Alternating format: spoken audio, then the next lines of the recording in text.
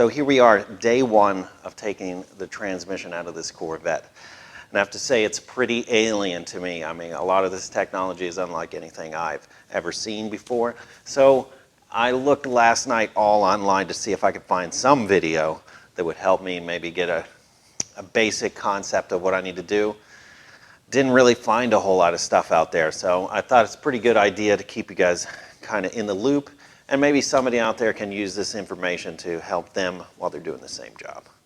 So I'll take you through, I'll show you a couple things, what I see so far. I don't know if it's going to turn out like that, but it's all trial and error from this point forward. So come on, let me take you over there. So first off, I mean, it looks to me like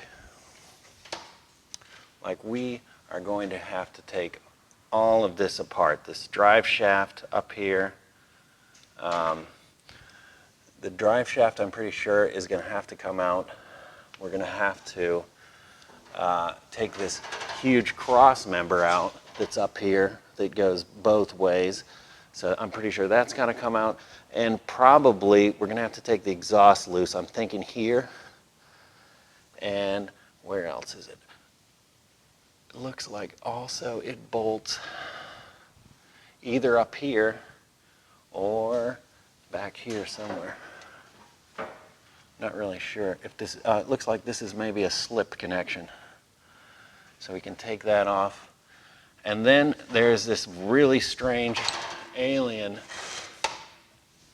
piece here that I think is going to also have to come out. It looks like it connects to the rear end and to the tail shaft of the transmission up there. So it was also really hard to kind of figure out where to jack this up with the lift. So I chose these points in the back here and also on the frame rail up here.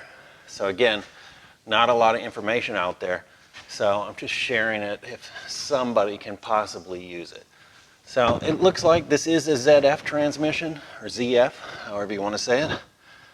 And it looks fairly easy to take apart, but it looks like there's a lot of stuff in the way to take apart first. So I think we just have to start by taking that apart first. So let's see what happens.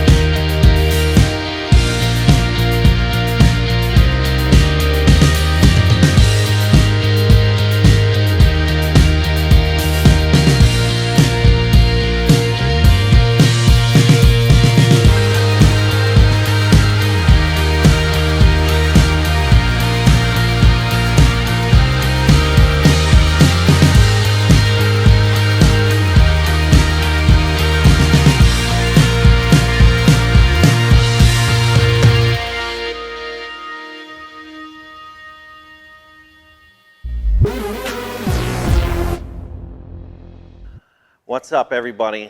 Day 2 of the teardown. Before I start, I just want to congratulate the Dodgers in making the playoffs and look forward to the final game. It's going to be pretty awesome. It was a great game last night, Game 7. So props out to those guys.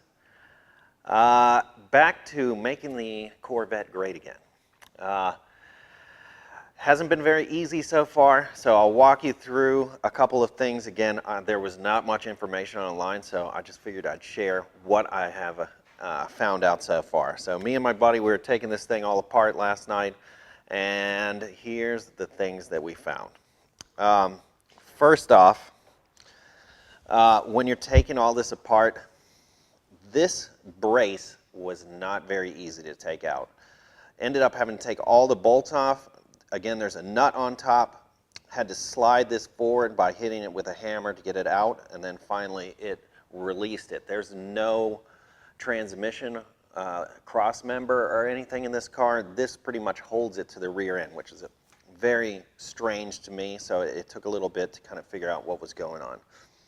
Had to take the exhaust off, the cross member. It was not very easy, but again, make sure when you're lifting the car that you don't put it near those braces. Otherwise, it's going to be a real pain in the butt to get it out. So, luckily enough, we had put the car up about 4 times before we figured out the best point of to jack it up at. And now that we got it, it's pretty good. We did run into a few hiccups, so I'll walk and show you some of those. So for the clutch, this was not too hard to take off. Again, I had to look on YouTube to see how to get the shift knob off, which was not very easy, but you have to pry off the little cap that shows what the pattern is, the shift pattern. Once you do that, there's a little wedge that you can take 2 screwdrivers and pop out, and then you can unscrew it. After you unscrew it, to get the leather boot off, you had to undo one of these hex Allen keys, and then that sleeve slides out, which you use for the reverse lockout. Then you can take this cover off, and then it's free to drop down out of the car. So definitely important before you do that. When you're also taking it apart, there's this vent tube, which you have to kind of be careful not to break when you're taking it off. There's a few sensors and stuff that you need to take off, but other than that, it's not too complicated. The biggest problem I had was when I took it off.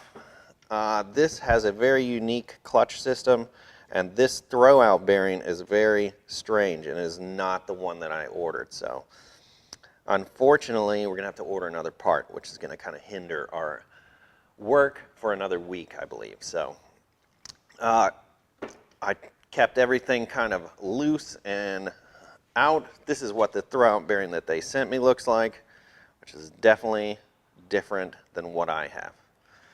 So, another good thing to remember, when I took the transmission out and I started taking the flywheel and everything out, this will not come off until you take the flywheel off because it's catching on the where the starter goes here. So, got to remember when you're reinstalling to put this back on and then put the pressure plate or the flywheel back on. So just a few little tricks and hints that will save you some time, I think. Underneath, took all the exhaust off, which was fairly straightforward. There's a few sensors, so you got to be careful. And then, of course, I also I'm going to change the rear main seal plus the pilot bearing. And when you do take it apart, there is this ground wire. So I left this bolt in here just so that I remember when I'm putting this back in that I put it with the ground wires on there. So the only other thing from underneath here was this. You had to take this out before you could get the bell housing off. And I was kind of scared that this might pop out, but it does not pop out. It's some kind of retainer to keep it from the plunger from flying out. So I was kind of nervous about that, but I later figured out that it wasn't as big of a deal as I had originally planned. So, and just a few things there, and we'll see how day 2 goes. Today we're going to change some shocks and struts, and while we're waiting for other parts to come in. So we'll try to do some of the other stuff that we were originally going to do later, so we just have to kind of shuffle the schedule around. So stay tuned as we move on to the next portion. And thanks for watching.